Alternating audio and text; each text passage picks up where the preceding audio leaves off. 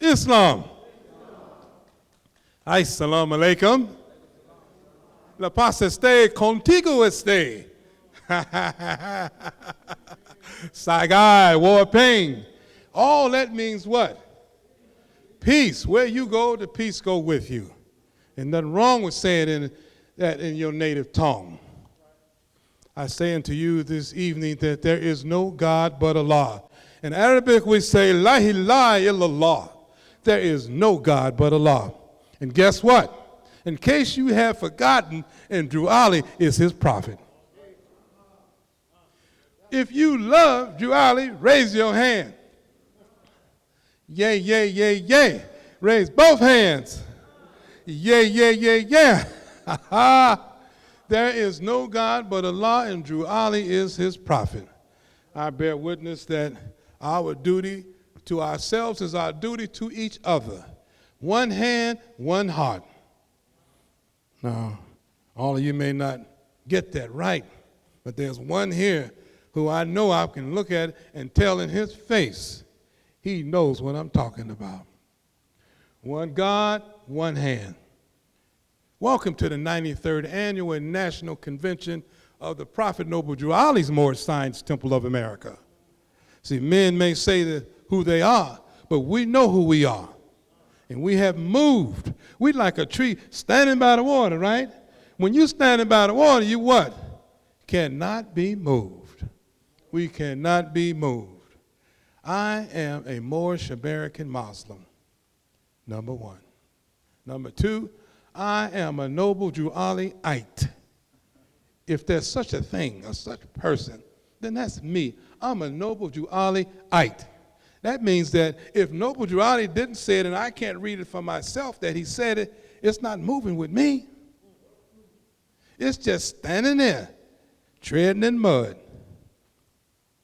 Again, I give great honor to all of the convention chair people here, the convention committee, our great chairperson this year, the Rodney Whitehill, a very wonderful young man. Oh, yeah, I ain't heard him yet. He getting ready to wind it up. These 6 days, you better put on your jet suit, boy, because he getting ready to wind this up. I want to welcome all the delegates from all around the country who are still coming in now. We've been getting calls from so many of them for many reasons why they're not sitting in this room in the flesh right now. But for you all who got here on time and you here sitting here now, praise be to Allah that you made it here safe. We have some guests here. We want to make them feel good before they leave and tell them how much we love them. Because ain't nothing wrong with loving your own people. And sometimes our own people don't even know that they love like that because they don't even love themselves. But when you here amongst your Moorish community, you got to show love because before I became aware of the Prophet Noble Drew Ali, I didn't know what I was doing. I was talking about God with black power. I was doing everything that I thought that was right. I was wearing everything I thought that was right, dressing what I thought that was right. But it wasn't in the protocol of the great Prophet Noble Drew Ali Islam. So if you want to get right, then get with him. Give honor to all the true and divine prophets, Jesus, Muhammad, Buddha, and Confucius. Give honor to each and every one of them. Give honor to our ancient forefathers. Give honor to first physical man who didn't have a navel cord. He was fashioned by the hands of our Lord, Allah Almighty, and he wasn't playing. Guess what? I'm not playing. And I hope you're not playing either, because this is serious times, Moorish Islam. It ain't no such thing as Black Lives Matter. It's called Lives Matter. And you're not alive unless you state your nationality and divine creed. That's when you're alive. We know, and no question about it, that a black according to science means death. We're not dead people, are we? We say Asiatic lives matter, whether you're a Japanese, a Chinese, a Mexican, a Puerto Rican. Yeah, I said it, Puerto Rican. Your life matter. If you're in the line of the divine origin of the Asiatic nations that our prophet explained to us and told us who they were, then your life matter. The end of time is drawing near now, Moors. So said the prophet Noble Drew Ali. The end of time is drawing near.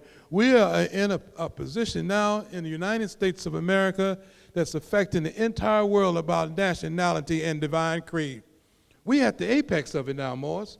You're witnessing what the prophet has already prophesied. He's already said that the Negro problem is a problem. He said Allah Almighty is not pleased with this Negro, black and colored, calling our people. He don't like it. He said, and if it's not taken care of right away, you're going to see earthquakes, diseases, etc. You see it now. The times are turning in such a way that there's no question about it, that nationality is the order of the day. The knock we receive on the door, let me in, let me in. You. That's right. That's what our people are going to be doing, knocking on the door. Can I get my nationality identification card that only costs $1.35? If you're paying more than that, you've been duped, you've been had, you've been bamboozled. Something wrong with you. Pay for something that is naturally yours. Just by being born and inhaling and exhaling, it's naturally yours. Get your thing together. Our prophet Noble Drew Ali is making it easy for our people. It's not complicated. I don't need to be a sovereign citizen. I'm already a citizen under jural society. I'm a juristic person. My religion is my nationality. I belong to a religious corporation called the Moorish Science Temple of America, and everything I do in here is my thing. It's my nationality. And you can't take it away unless you take away the First Amendment of the Constitution of the United States of America. So I don't need to turn over flips, somersaults, and dance around and waddle all in the rug. All I need to do is to tell the prophet, I hereby declare, I declare that I am a Muslim. Yeah. Each and every one of you, including me, as a Moorish American Muslim. I don't know what a Moor Muslim is. The prophet never brought that. I know what a Moorish American Muslim is, and that's what he brought. He says, I have redeemed each and every one of you, including myself. The prophet Noble Drew Ali is the first Moorish American Muslim. The first one. There have been many Moroccan Americans, but there had never been a Moorish American till the prophet Noble Drew Ali came on the scene and did his demonstration and said, what I did, all men can do, and what I am, all men shall be. Get it right this time. If you don't get it right this time, you ain't going to get it at all. We got children amongst our knees, below our knees, that going to need this. We're not going to be here forever, Moors. You're too old. I'm too old. You got to look out for the children that's coming down the way. Yeah, obedience of children to their father, you got to prepare a way for them. When it look like every meeting you go to is a lot of senior citizens sitting in the front row like me. A whole lot of them. You got to prepare for your youth. That's why the prophets say, from the secrets of Allah, let man learn wisdom and apply to himself the instruction they give. The instruction he gives is to, when you old, you bear your sigh on your wings. You look out for your children. You season their mind with the maxims of truth. You give them the gusto. Don't play with them. Every day you're around your children, you should be teaching them something about themselves. I don't care how old, if they can talk, teach them. What kind of flag is the Moorish flag? That is the red flag with the 5-pointed green star in the center. Get down. Get down. Every chance you get, you should be putting it in them, because it's our culture, it's our people, it's our nation. You don't need everybody to raise their hand up and say, I've been approved, and you ain't been approved. According to Act 1 of the additional laws, you have to be approved. I've been approved. Who approved you? Well, I've been discovered. Someone has discovered me, and I feel that. How you feel? Your feeling ain't got nothing to do with the law. I feel like I'm the one. Really, I've been the one all the time.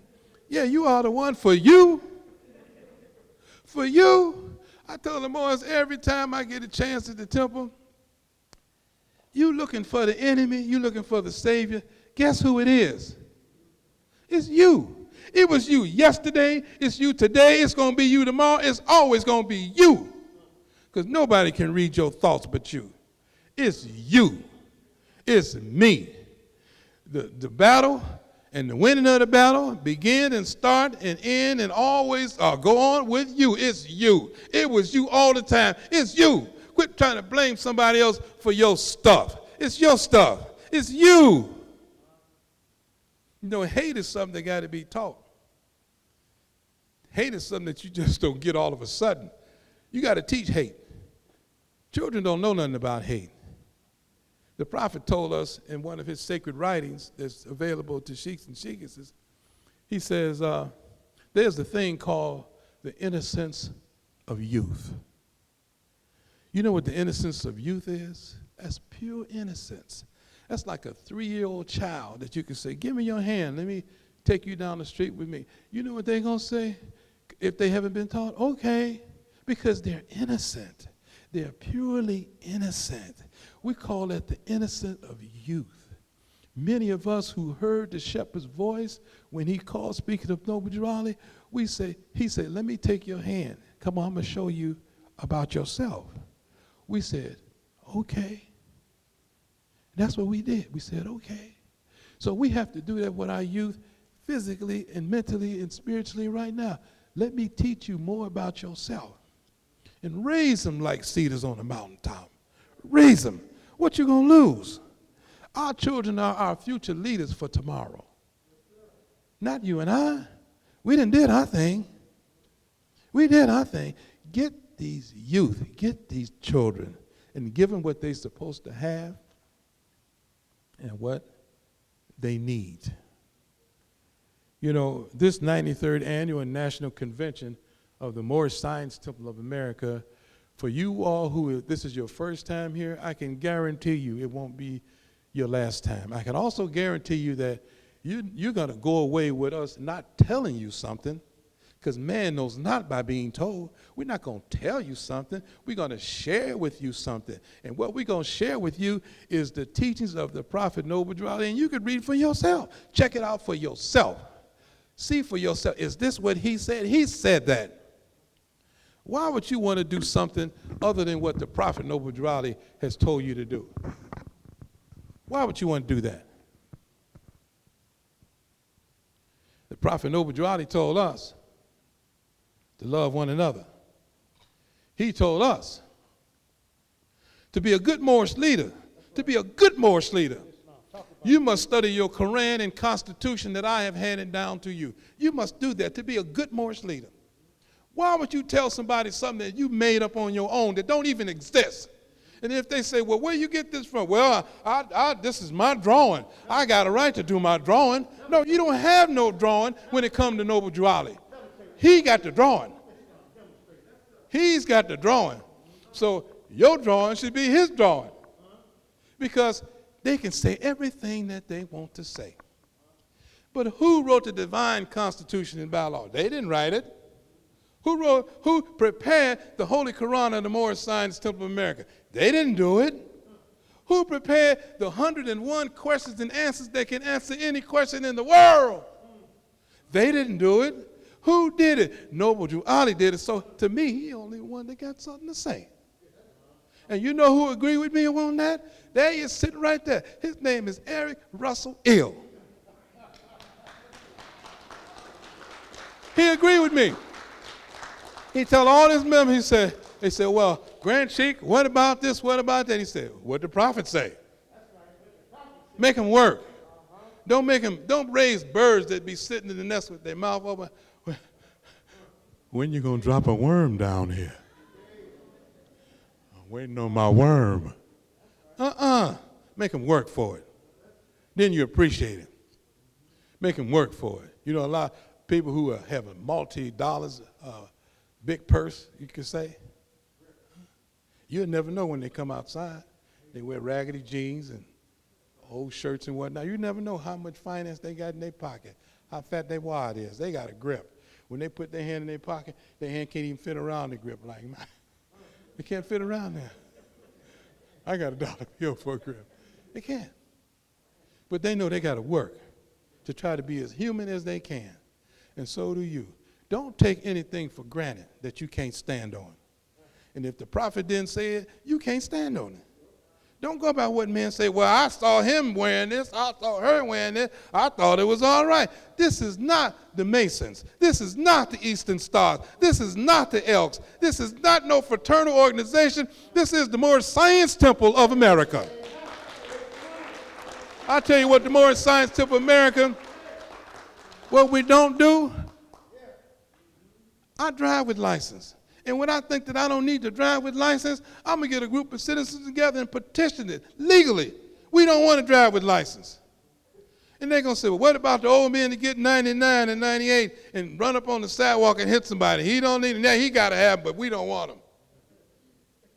Moorish American Muslims under the teachings of the Prophet Noble Drew Ali do not go by the mere ideas of man, because that's the choice you got. You got the mere ideas of man over here, and you got the Prophet Noble Drew Ali over here. Which one you gonna take?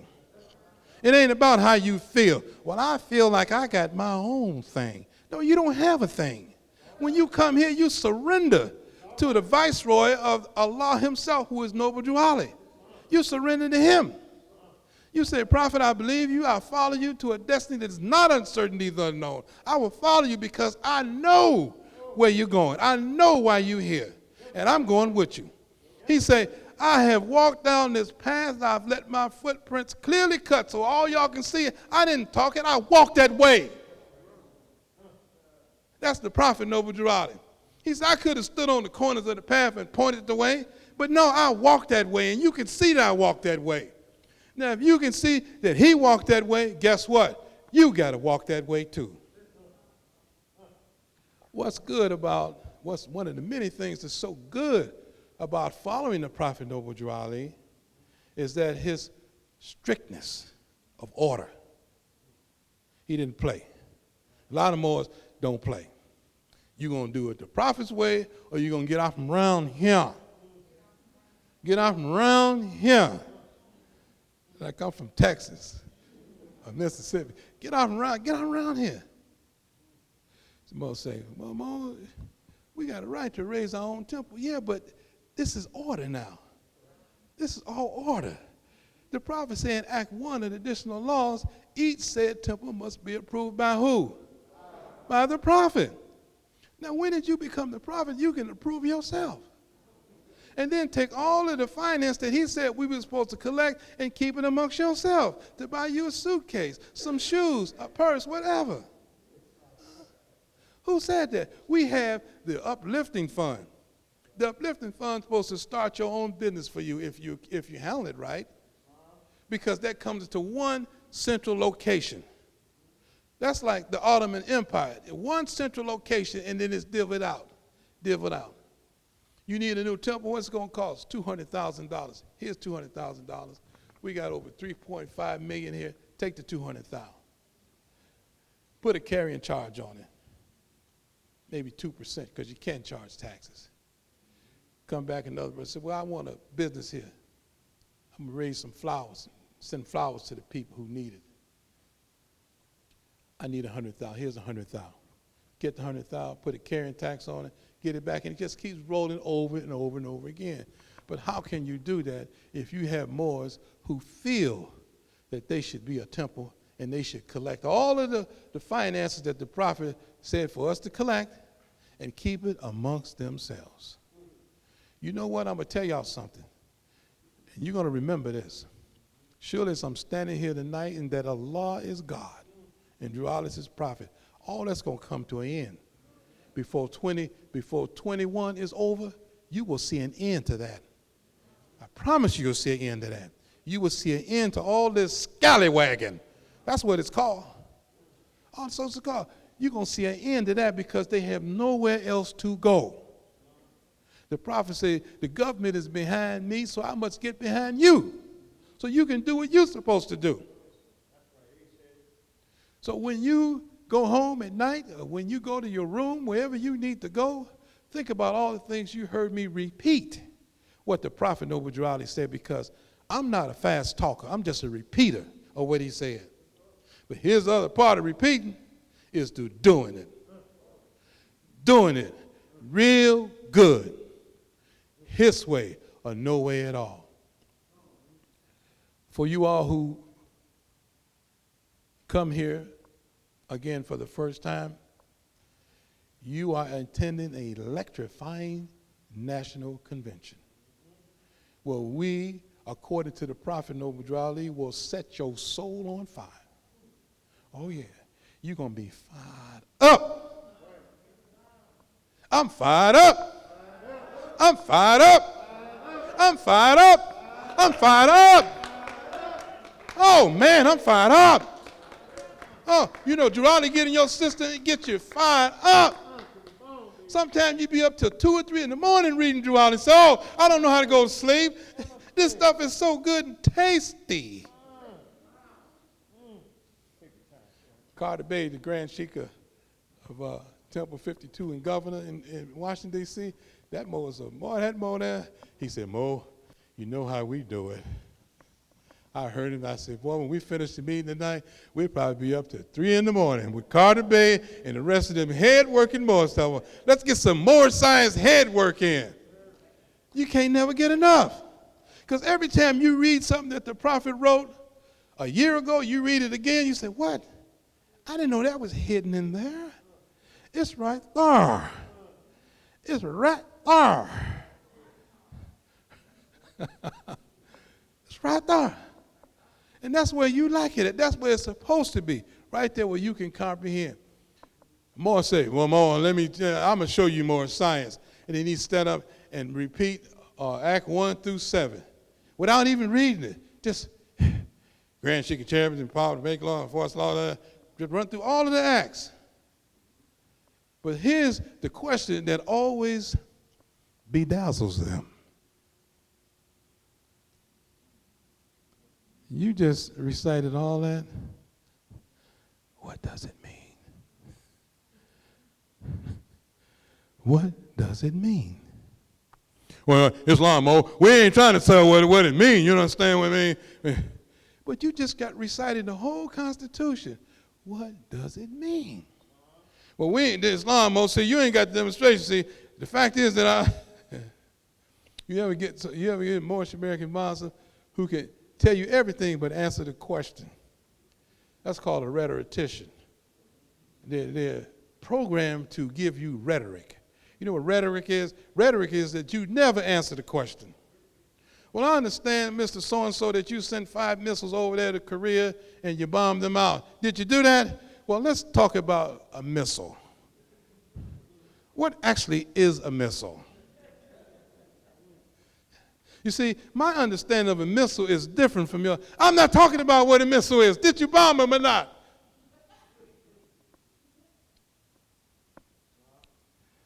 The obedience of children towards their father.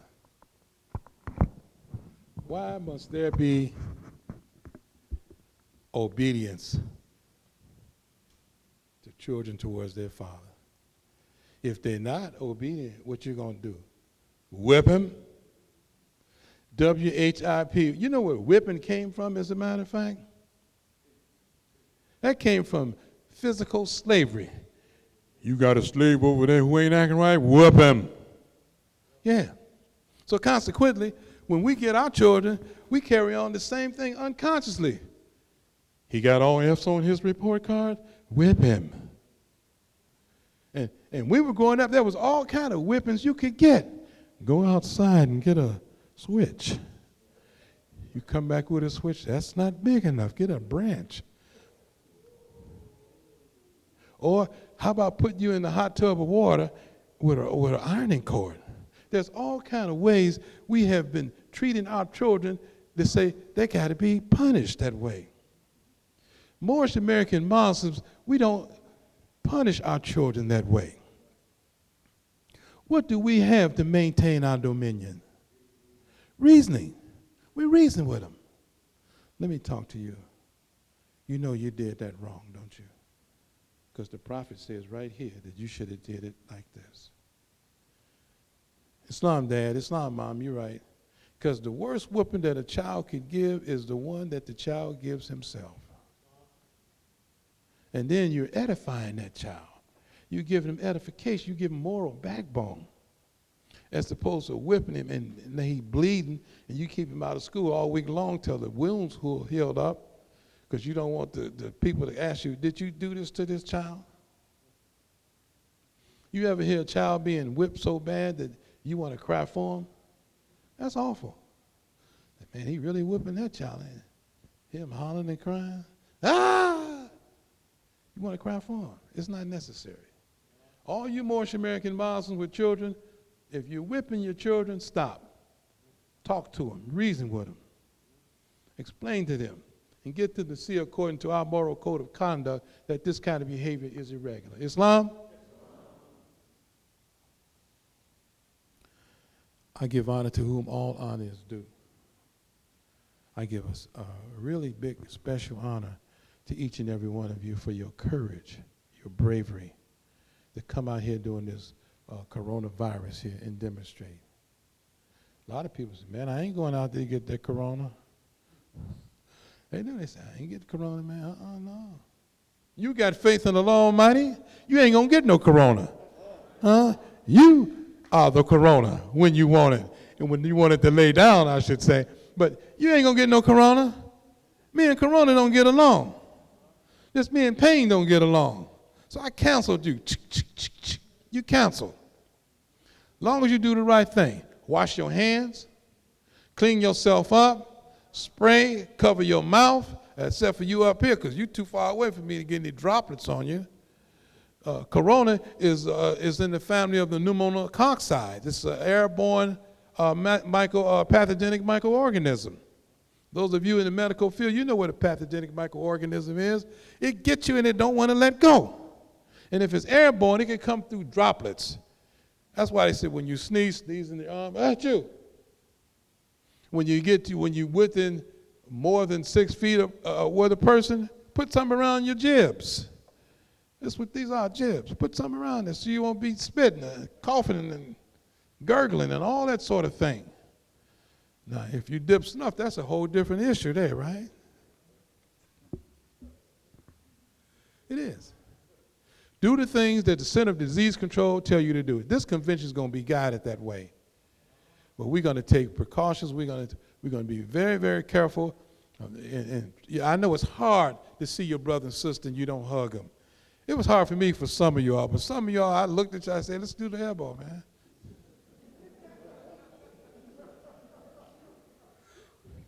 No offense. No offense. You got to be smart. Pneumococci is a pathogenic microorganism that is so airborne that you could be over here and sneeze and the droplets will reach you way over there. You got to be careful. You have to be careful. So be careful here now. All of y'all who haven't seen each other in a long time and was hugging and kissing, you know, and whatnot, you did that enough. Wash your hands. We got all the sanitizer here and everything like that. Get yourself cleaned up. All that's over with. There's nothing wrong with bumping arms and elbows. We bumped arms, didn't we? Or did we hug more? I don't know, did we? Oh, we hugged, okay. Yeah. You unite the friendship with the love. But let me say to you that some of you I just met, some of you I haven't seen in a long time. I don't want you to go away thinking that you wasn't really loved. I don't want you to think that.